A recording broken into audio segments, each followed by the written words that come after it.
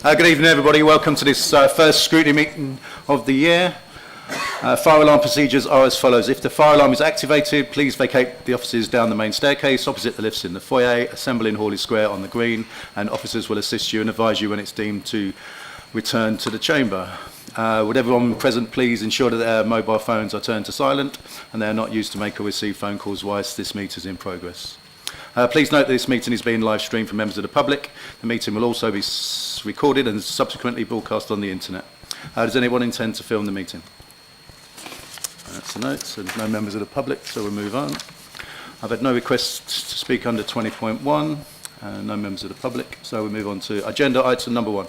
Apologies for absence. I've received apologies from Councillor Faruqi, Councillor Moore, Councillor Curry, subbed by Councillor Boyd, and Councillor Davis, subbed by Councillor Pugh. I think that's everybody. Yep. Okay, thank you. Moving on to item number 2, declarations of interest. Are there any declarations of interest? No. Okay, moving on to item number 3, the minutes of the previous meeting. To approve the minutes of the Overview and Scrutiny Panel meeting held on the 10th of December 2024. Seems a long time ago now. A copy of the is attached to the agenda pack. Can I have a proposer, please? Councillor Cupp and a seconder, Councillor Britcher. Do all members agree? Thank you. Okay, moving on to item number 4. The review of the Overview and Scrutiny Panel programme for 24-25. I can confirm that the Chief Executive has agreed to make a presentation on the potential benefits and challenges of TDC of contemporary business practices such as hot desking, working from home, customer relationship management and artificial intelligence at the 11th of March 2025 panel meeting. And also, I've just heard just now that the next, in February, Councillor Yates will be coming to do a presentation about the budget. So there we are. Moving on to the Youth Services Working Party. They met this month. Councillor Bright, would you like to tell us anything that's happening? Yeah, thank you. Yep, we've had a meeting. We've also sent out quite a few different surveys, and we're starting to get some really good data. We have we surveyed young people across Thanet, and we've got over 230 responses. We've done a survey for youth workers, so we're waiting to hear back from them. We've also today sent out a survey to councillors, and we're also surveying different officers about their departments as well. So we're hoping to meet in the next couple of weeks just to review all of the data once we get that in. The only thing that we spoke about in our meeting was that I don't think we'll have a report ready for February, so I was hoping to get an extension.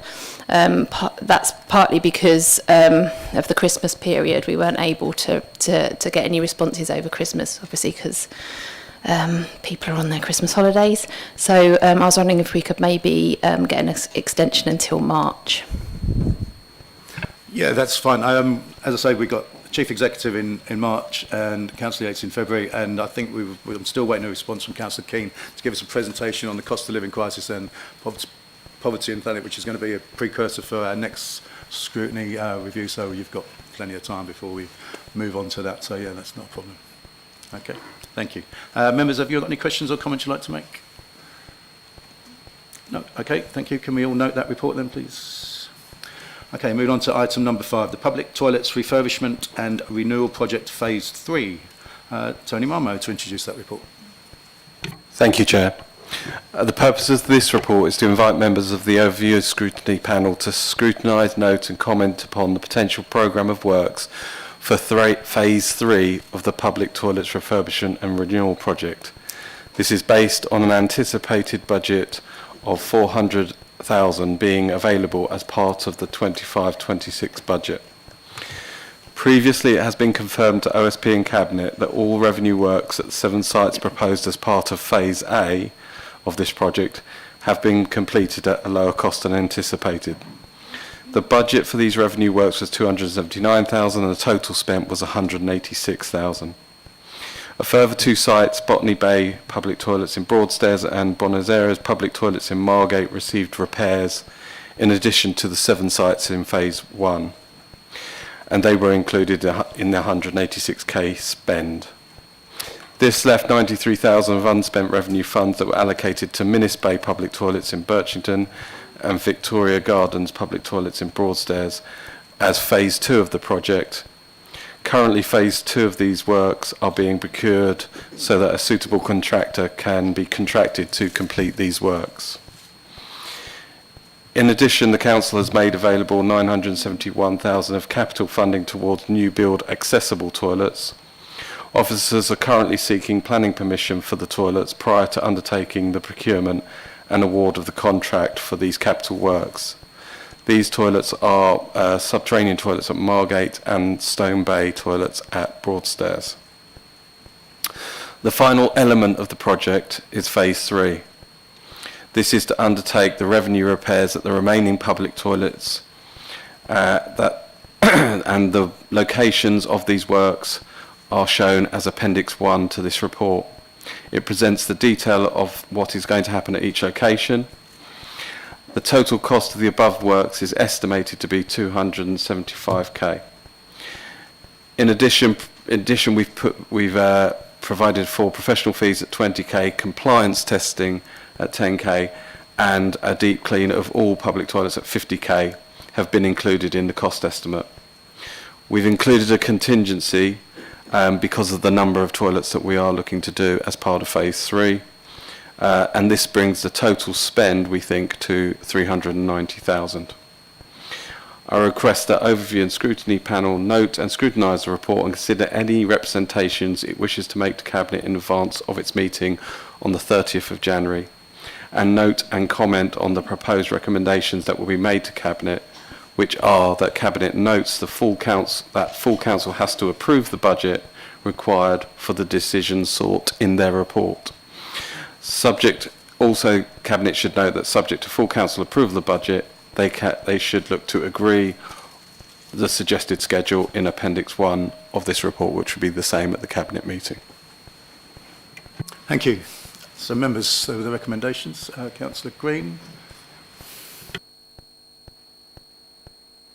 Just to welcome this move and to congratulate the Cabinet member and officers for bringing this forward. I've asked around in Ramsgate about what's proposed for the toilets there, and it's all been positive, so thank you. Councillor Austin. Thank you, Chair. Yes, following on from Councillor Green, yes, fantastic news, really, really pleased. It's great news for the council, it's great news for residents, and well done for everybody. I do have a couple of questions. Can somebody explain to me what an unfringent capital receipt is, please? It's on page 5, and I've never come across this word before in my life.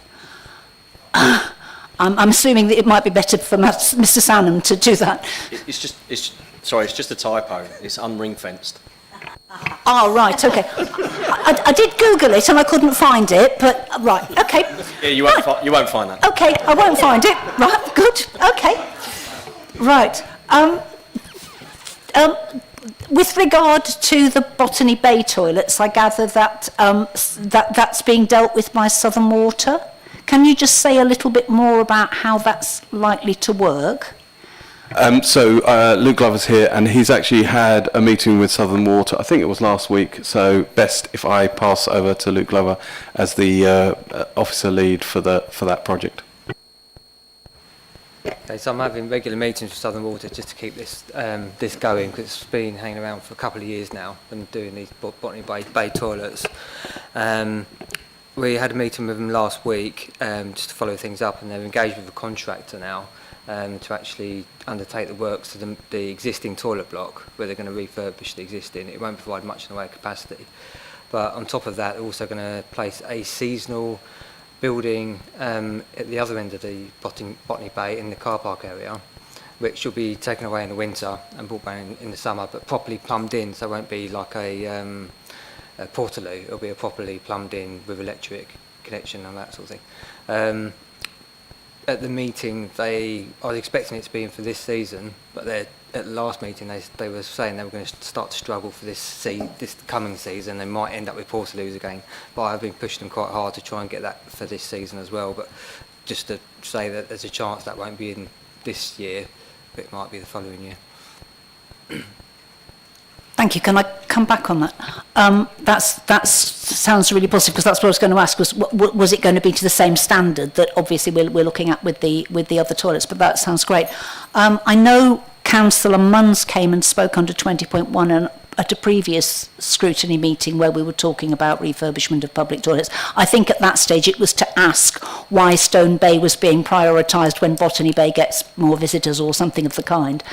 And you mentioned at that stage that the work with Southern Water, and we raised the issue of it would have been helpful if the local ward councillor had known that those discussions were going on. He didn't need to know all the detail, he just needed to know that that was happening, because he could then reassure residents that something was happening in the background, even if they weren't seeing something now.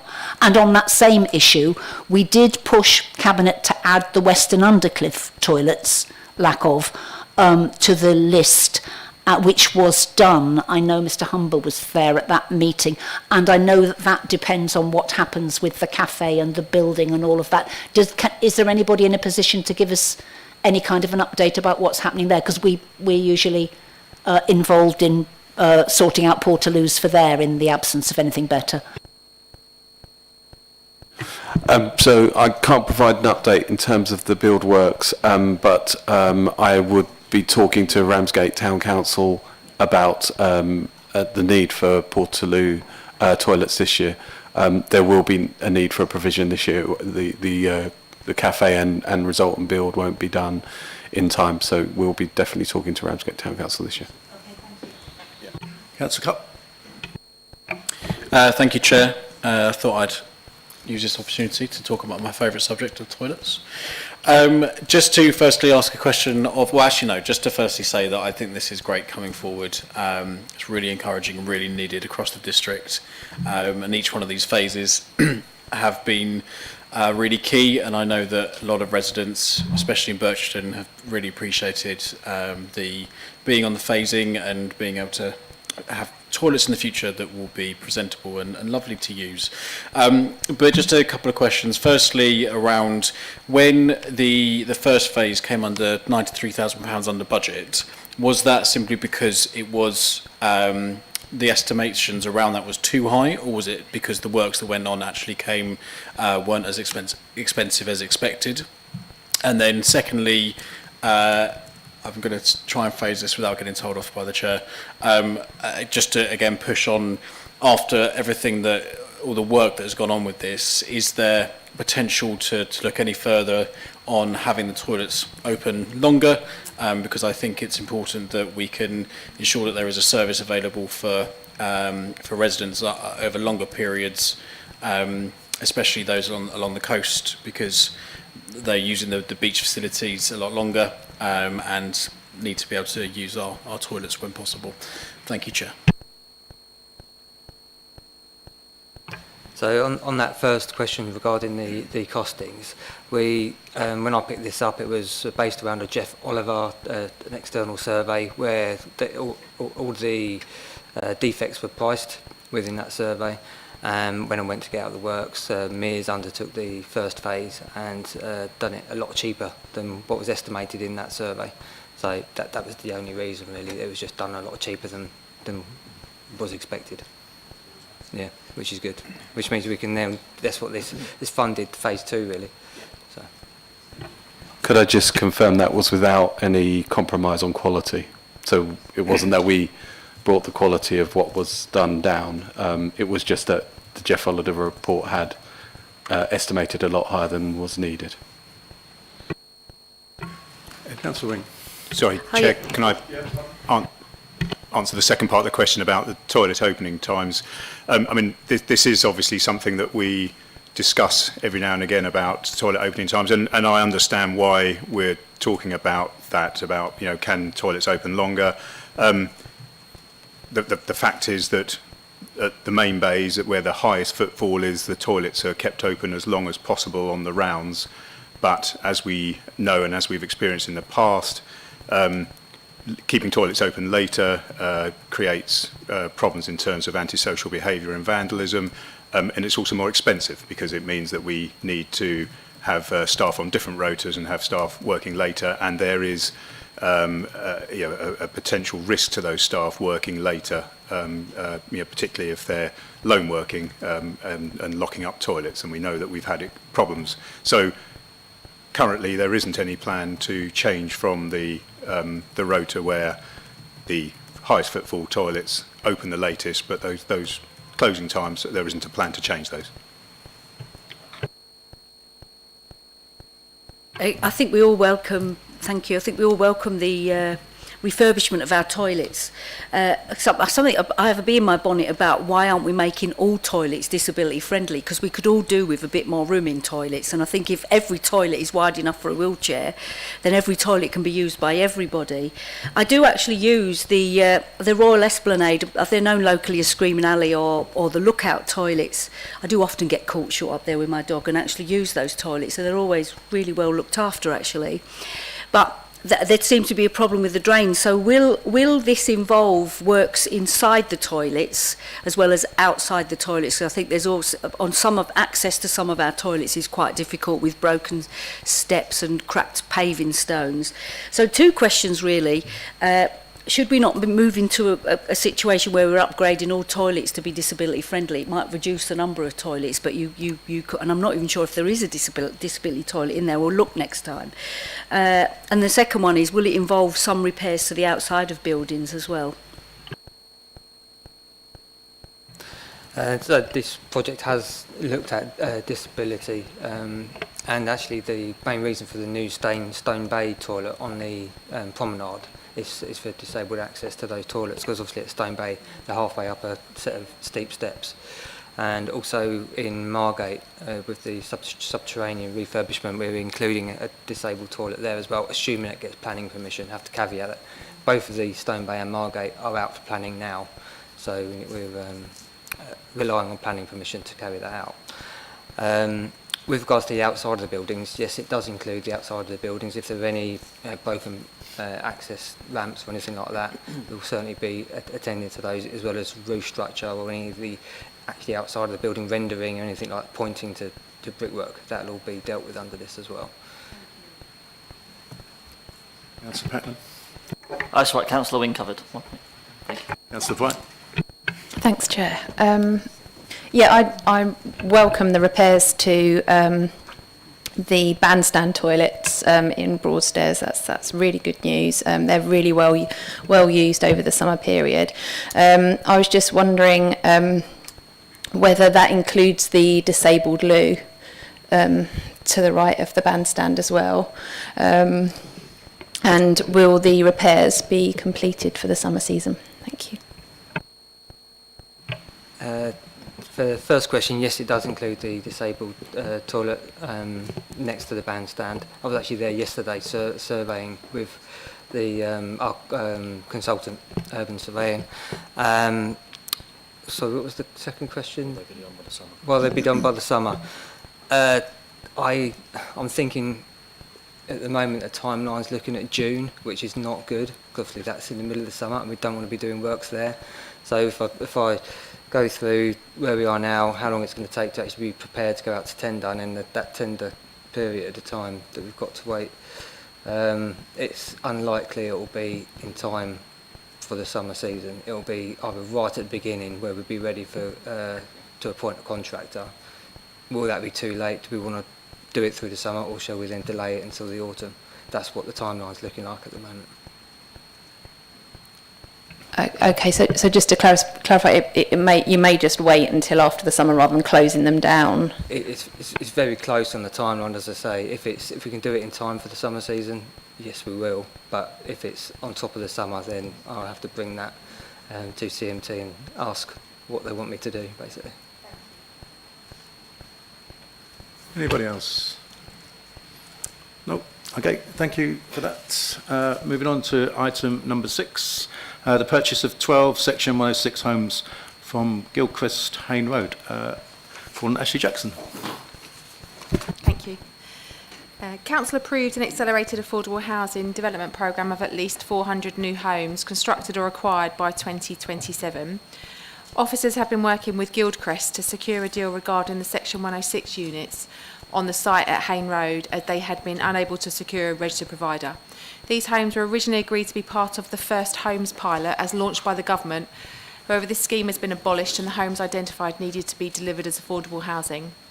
The capital cost for these 12 Section 106 units, 8 two-bed units and 4 one-bed flats is 2.28 million. An independent valuation has taken place and these units have been valued at 2.41 million. Paragraph 7.14 of the report shows the proposed purchase would generate a cash flow deficit in year 1 of 18.35k with surpluses accumulating from year 12. It is proposed that the new homes are let in accordance with the Council's adopted allocations policy. Members of the Overview and Scrutiny Panel are asked to note and scrutinise the report and consider any representations to Cabinet in advance of its meeting on the 30th of January. Thank you. Thanks, Ashley. Members. Councillor Austin. Thank you, Chair. This looks like great news and really pleased to see it. I have another question for Mr. Sanham, I'm afraid, which is about the Public Works Loan Board and local government reorganisation. Are we assuming that with everything that's coming down the line, the Public Works Loan Board is going to be happy to carry on lending to us in the usual fashion until we hear otherwise, or what? The general understanding is that it's business as usual until it's not business as usual. So anything that we're doing, which we were taking forward as a matter of course, we can continue to source borrowing for. Obviously, long-term future, it has impact on interest rates and stuff because they start factoring that in. So sometimes the borrowing rates become slightly less attractive. If at the point of borrowing we needed to review the interest rates, the marginal differences, and it might mean that it pushes back the efficiency of the scheme to year 13 instead of year 12, for example. But we would review that if it was an issue. But there's no reason, nothing to suggest that loans will not be available. As I say, it's business as usual until it's not. Anybody else? So are we all happy with those recommendations? All happy to note the report? Everybody happy? Excellent. Short and sweet, Ashley. Okay, moving on to item number 7. The council tax base calculation for 25-26. I was going to call on Mr. Blundell, but I'm going to call on Matthew Sanham. You can call Chris if you like. I'll dial him in from home. Thanks, Chair. The council tax base for the coming year is set by Thanet District Council and is used by Kent County Council, the Police and Crime Commissioner for Kent, Kent and Medway Fire and Rescue Authority and various town and parish councils when setting their council tax and their precepts. The council is required to set its tax base by the 31st of January every year by statute for the following financial year. The tax base is defined in terms of the number of Band D equivalent properties adjusted to reflect various discounts. Overview and Scrutiny are asked to review the recommendations contained within this report, these being to recommend to Cabinet that for the financial year 25-26 that the empty homes discount for properties unoccupied and unfurnished, i.e. Class C properties, remains at 0%. So the council tax will be payable in full for these properties. Approve the district's council tax base for 25-26 as 48,260.89 and a tax base for the towns and parishes in the council's administrative area as set out in table at Annex 2. Sorry, I'm scrolling now. Determine the long-term empty premium, now with certain exceptions, for properties that have been left empty and substantially unfurnished. For the various reasons, formally reaffirms the previous decision of the 11th of January 24 to remove the council tax Class D discount for properties undergoing structural alteration and or major repair effective from the 1st of April 24. Formally approves the council tax reduction scheme as set out in this report effective from the 1st of April 25. Formally reaffirms the previous decision to apply 100% council tax premium, now with certain exceptions, on properties that are unoccupied and furnished, often referred to as second homes or Class B properties, applicable from the 1st of April 25 in line with Levelling Up and Regeneration Act 2023. Over and above this, it is worth highlighting that the full amount of incentive funding agreed as part of setting the 24-25 tax base, currently estimated at 69.5 thousand, remains allocated to the council tax discretionary relief fund, and the council would aim to exhaust that funding each year. It was agreed that a review of this arrangement will be undertaken after year 2 of the scheme, this being 25-26. The main item of note in this report, and something that hasn't been an issue in the past, is that of the impact on the council tax reduction scheme at para 12 to this report. KCC funding has remained in place to date, and KCC has been consulted each time the Council has sought to amend its CTRS scheme. Funding currently amounts to approximately 203k per annum. Financial modelling shows that KCC receives at least 3-to-1 ratio return on this investment in terms of increased tax base and council tax yield. Indications are that KCC, due to budget pressures, is actively considering the cessation of this funding to all districts in Kent. This presents a challenge to the districts on different levels. Most, if not all, of the districts in Kent use the KCC funding to pay for staff in administration of the CTRS and undertaking council activities aimed at maximising the tax base. Without the funding, the natural conclusion to this is that the costs would need to be reduced. However, without changes to the CTRS or tax-based maximisation activities, the work done by those staff is still required. In other words, we would still be doing the same work, but with less funding and less staff potentially. This is not a realistic nor sustainable position. This remains under review until such time as the final decision is taken by KCC, with their council meeting happening on the 13th of February. Thank you, Chair. Thanks, Matt. Members, any questions? Councillor Wing. Thank you. I've had quite a lot of people contact me over the second property. Am I assuming that we work out the second property is based on where the resident is registered to vote? So I was a bit confused with one resident because they have a house in London and a house here. The house in London is up for sale, so they do intend to move here.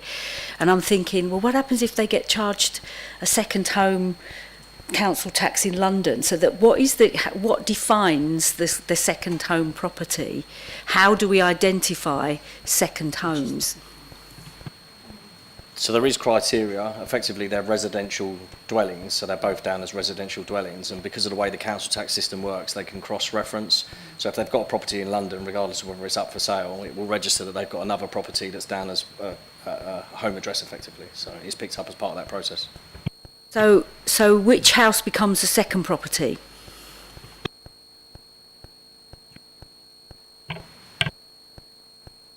Yeah, sorry, the one that's not their registered address, effectively.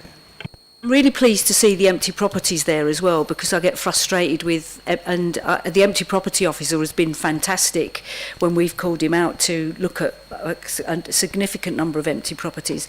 But where it seems to fall down is finding out whether that empty property is actually subject to the extra levy on them. How as councillors, who do we talk to? Because I believe there's quite a lot of empty properties out there, and I've got one in particular that I've been tracking for 4 years, and both this empty property officer and the previous empty property, we're still not certain whether this house is actually paying what it should be paying given it's empty. So how do councillors, who do they speak to, and do we have a database of second properties and empty properties that would be very useful for us councillors to know about? Even if we had a database, it's not something we could share, because we'd be sharing personal details of all the residents and what their potential circumstances are and whether they do or don't. The council tax team, and so currently under the arrangement through Civica, will obviously have the information available. They're the ones that are running all the checks. Soon to be the new Partnership One arrangement, obviously. And over and above that, the empty property officer, is that within Ash's team. So if you've got concerns, you can obviously raise them that way. Again, as councillors, we don't have access to a global list, so we don't know who to email. And okay, yeah, it seems bonkers that everything goes through Ashley, and I feel bad about that. But the empty property officer wasn't aware of who it was based on this one property, and the empty property officer's done a fabulous job coming out and walking around the ward with us. So yeah, sometimes I think the communications need to be a bit tighter so that we can make sure the properties that should be paying are paying, or they're brought back into use, which is ideally what we'd love to see happen to them. Thank you. Councillor Austin. Oh. I wanted to come back. If you can email me and let me know what it is, I'll look into it. Check. I was going to also welcome both the empty properties and the second homes. Obviously, it links in with some of the work that we did on tourism and so on here, where we've got a lot of properties sat there that aren't, for various reasons, paying their way, and it's great to see they're starting to. But can I point out that we shouldn't be having to email Ashley to find out who the officer is or whatever? We should actually have that information. I really hope that on Thursday night, at the members' briefing, we're actually going to start getting some of the sort of information that members have automatic access to in, as far as I'm aware, every other council in the country. Certainly every other council I've worked with as an LGA consultant or worked in. It's just crazy that we're having to pester heads of service for this sort of information. I'm pretty sure when we all got re-elected a couple of years ago that we were told we were going to get a structure that we haven't, Councillor Pope. Thanks. Can I ask if any of these changes impact Airbnbs? In simple terms, no. I think we've discussed the situation with Airbnbs previously, and it's very difficult to find a route round to charging where there's not charged. There's loopholes, and until they close those loopholes effectively, then it makes it very difficult. Councillor Britcher. Yeah, thank you. It's perhaps a slightly indirect question here, but I noticed there's quite a few things it mentions that the tax agreements are the same for Thanet, Canterbury and Dover. Is that a longer term thing, or is that because we're assuming those are councils we'd be merging with the reorganisation? No, it's nothing to do with the potential merger. It's because the current arrangement is a shared service arrangement between Dover, Canterbury and Thanet, so the whole intention of shared service was to deliver efficiencies. The efficiencies are gained by streamlining and aligning processes, so where possible over the last, since the inception, so what's that, 2014 I think, of the shared service arrangement, they looked at delivering that, and Civica continued with the same piece of work. So it's a coincidence, if you like, in relation to long-term plans, but that was our shared service arrangement. Oh, thank you. So, Councillor Wing. Are Airbnbs simply not second properties? Could they be classified as second properties? I think we said this before. It depends, because it depends on how they've treated the property, whether they're treating it as a business, whether they're treating it as their residency, whether they only have one property and they move out at the time that they rent it out, because obviously if it's their only address, it won't be a second property under any circumstances. They may go and live in a caravan for a week so they can rent it out. Okay, so there's a whole list of recommendations that we're asked to look at. We all agree with those recommendations? Okay, thank you very much. Moving on to item number 8, the forward plan and exempt cabinet reports list. Unless there's something from that plan that the panel wish to consider, can members note that report? Okay, short and sweet. That's to ease you in for the new year. That concludes the business for tonight's meeting. So I'd declare this meeting closed at 7:34.